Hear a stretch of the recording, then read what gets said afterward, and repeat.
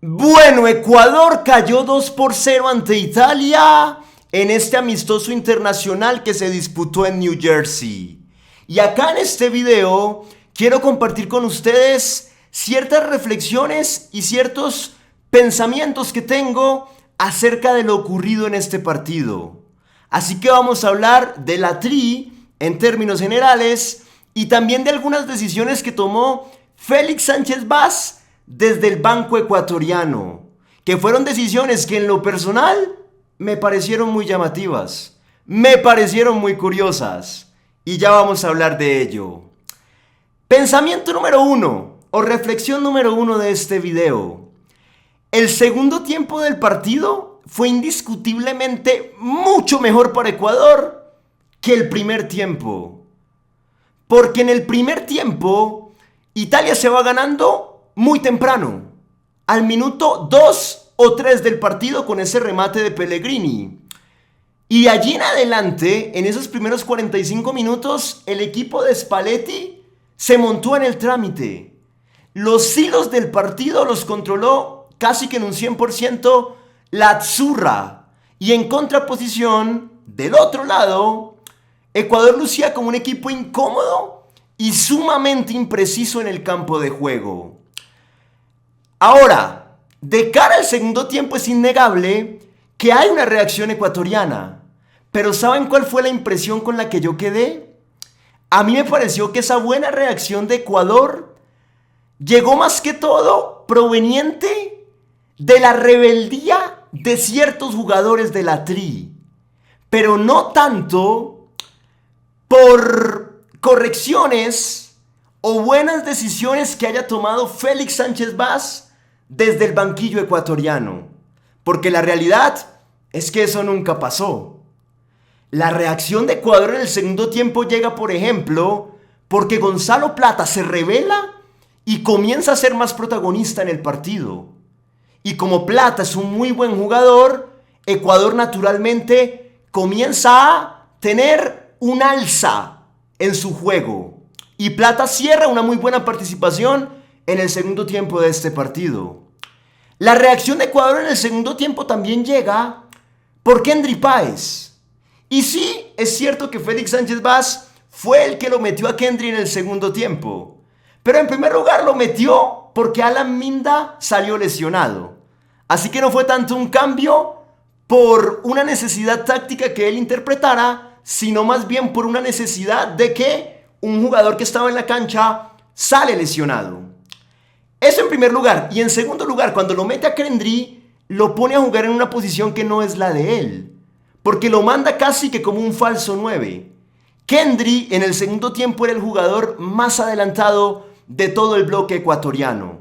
Y estaba en un lugar que él naturalmente no siente mucho.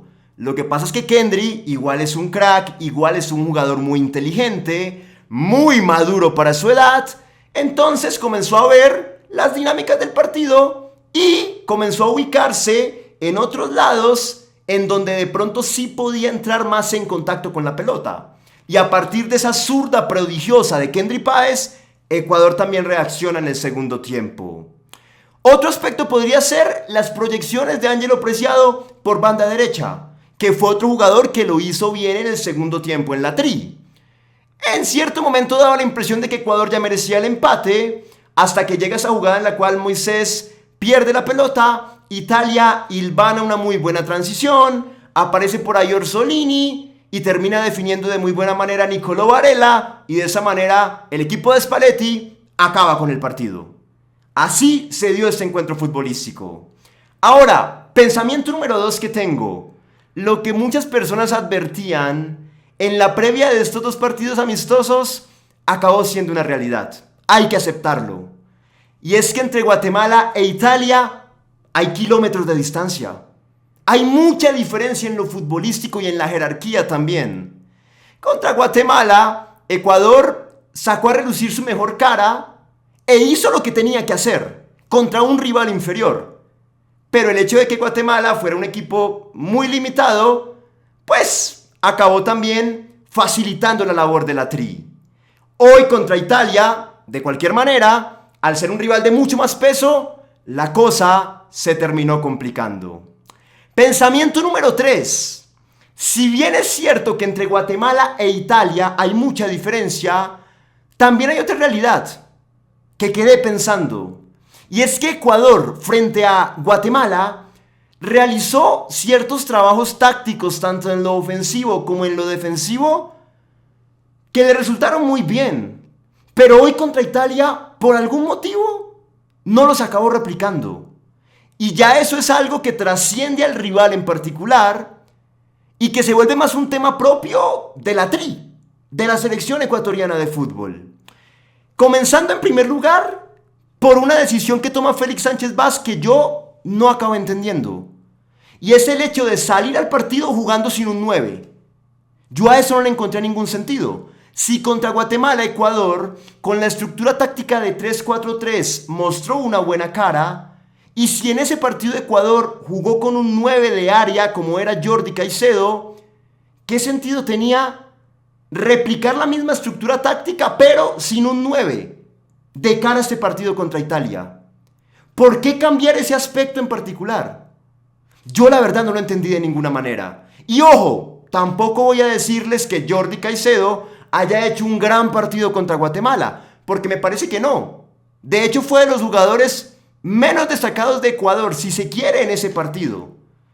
Pero el punto acá es que más allá del nombre en particular, de que sea Jordi, de que sea Allen Obando o el que sea, jugar con 9 es muy diferente a jugar sin 9.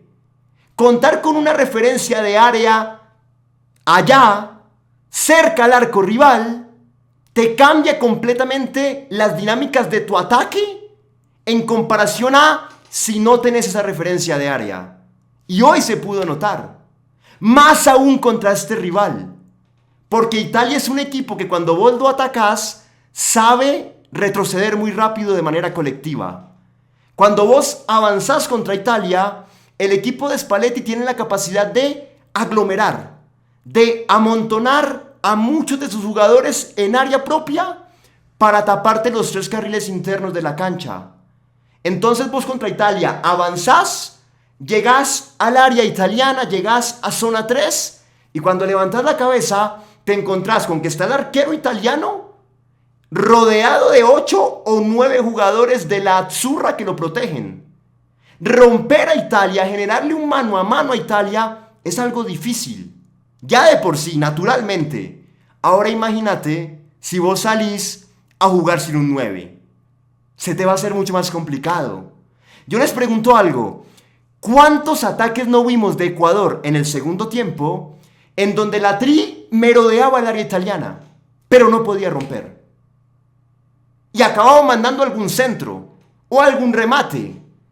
Porque cuando no tenés profundidad, normalmente eso es lo que termina pasando. Terminas apelando a los centros o a los remates de media y larga distancia. No puedes entrar, entonces tratas de llegar desde afuera. Eso pasó un montón. Pero claro, como no había un 9 que cabeceara esos centros, pues los defensores italianos simplemente esperaban el centro de cualquier jugador ecuatoriano y rechazaban y se deshacían del problema. Por eso no le vi coherencia para nada a salir en este partido a jugar sin un 9. Eso, la verdad, para mí no tuvo sentido. Le conté a Ecuador 4 aproximaciones en el segundo tiempo. Un remate de media distancia de Alan Franco, un remate de media distancia de Gonzalo Plata, un centro al área que cabeció Pacho y un tiro libre de Plata que nadie lo tocó y lo agarró el arquero Vicario. 4 oportunidades de las cuales ninguna fue un mano a mano. Ninguna fue una llegada cara a cara contra el arquero italiano. Pero es por lo que les digo, Italia se aglomera muy bien, se defiende muy bien, y si además de eso vos jugás sin 9, pues es casi que imposible acabar rompiéndolo. Los 3 centrales italianos, Darmian, Mancini y Bastoni, estuvieron tranquilos en este partido. Además de eso, al salir a jugar sin 9, por ejemplo, en todo el primer tiempo, lo sacrificó a Gonzalo Plata.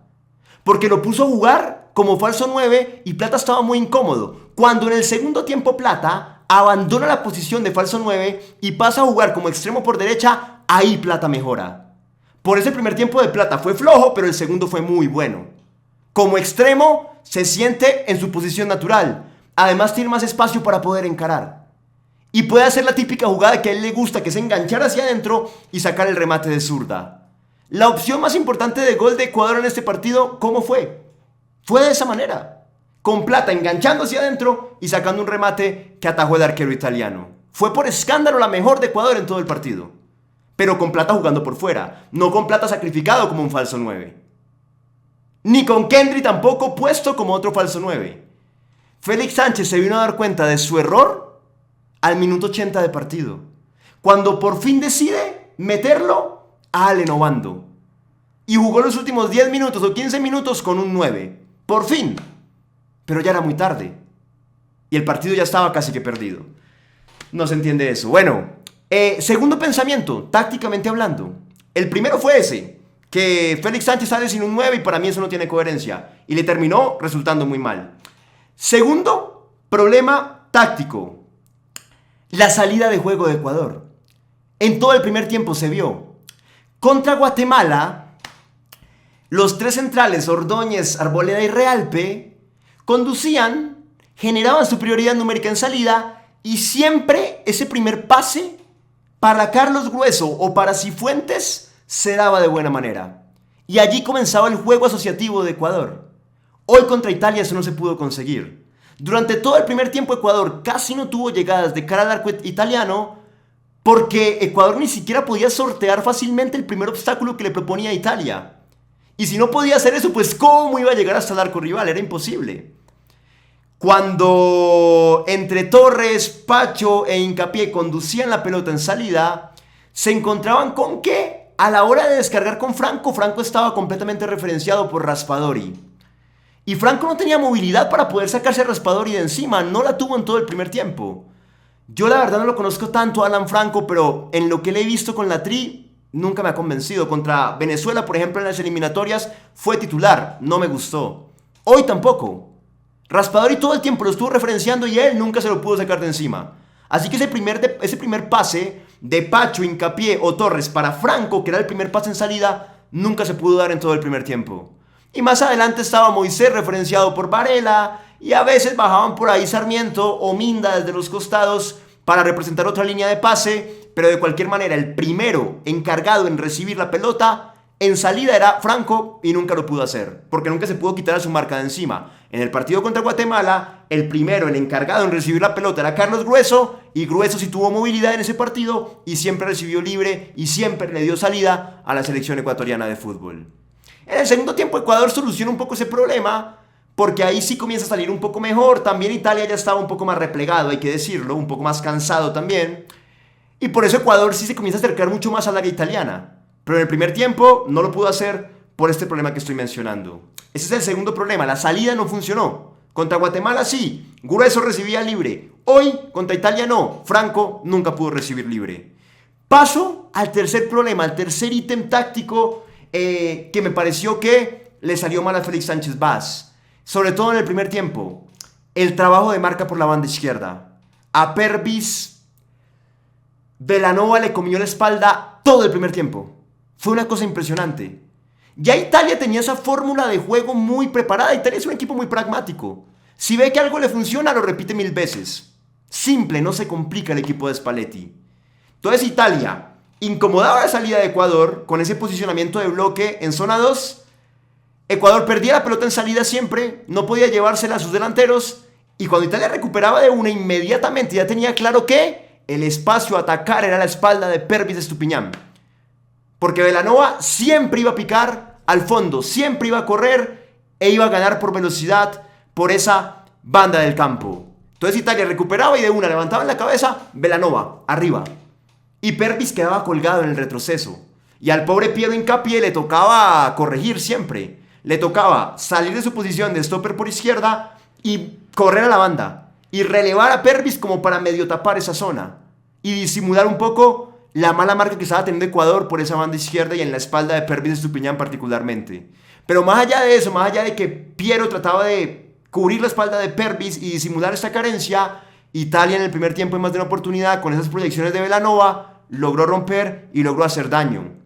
Después del primer gol, por ejemplo, un par de minutos más adelante, llega una proyección de Belanova donde rompe por ese lado, manda un centro y Di Marco por el lado contrario cabeceó solo. De sí que cabeceó mal en medio de todo, ¿no? Pero era casi que un segundo gol cantado para Italia. Y esa jugada se repitió 3, 4, 5 veces a lo largo de todo el primer tiempo. Pervis no hizo un buen partido, especialmente en lo defensivo, y es algo innegable, ¿no?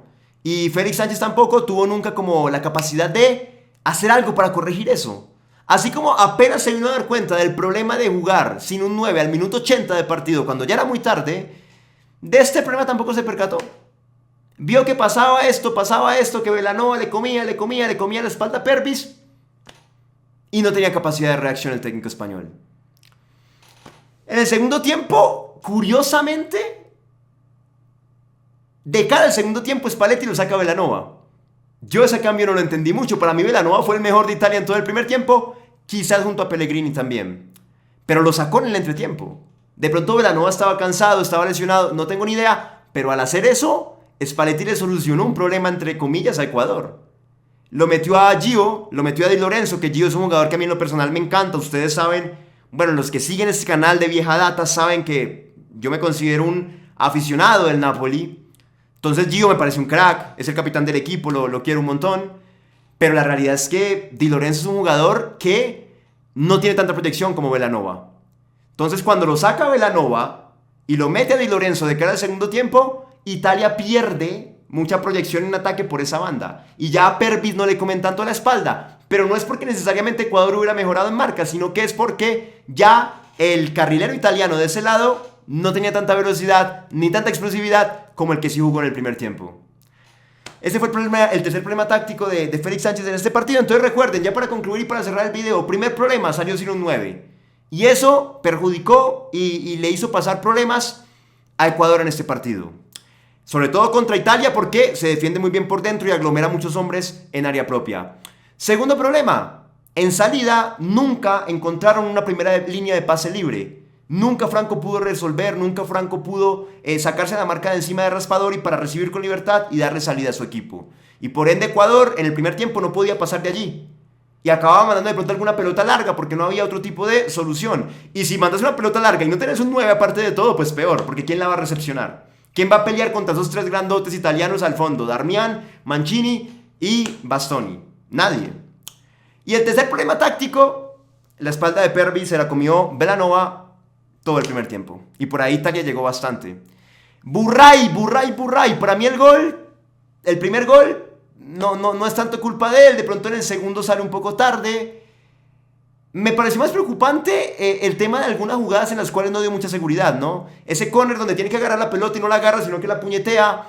Y después viene la segunda pelota de Italia y acaba quedando un mano a mano de Zaniolo contra él. Él después corrige, pero era una pelota que él tenía que agarrar fácilmente, ¿no? Lo digo porque veo que Burray está haciendo trending topic, está haciendo tendencia en este momento en Ecuador. Mucha gente lo está criticando, otra gente lo está defendiendo. Para mí no fue que hiciera un partido horrible, pero sí tuvo ciertos momentos en los cuales no brindó tanta seguridad como si la brinda en Barcelona, ¿no? Porque en Barcelona es un muy buen arquero, pero bueno, acá capaz que no estuvo tan fino. Esa es la conclusión, muchachos. En Ecuador me gustó Gonzalo Plata. En el segundo tiempo me gustó Kendrick como entró, me gustó Preciado.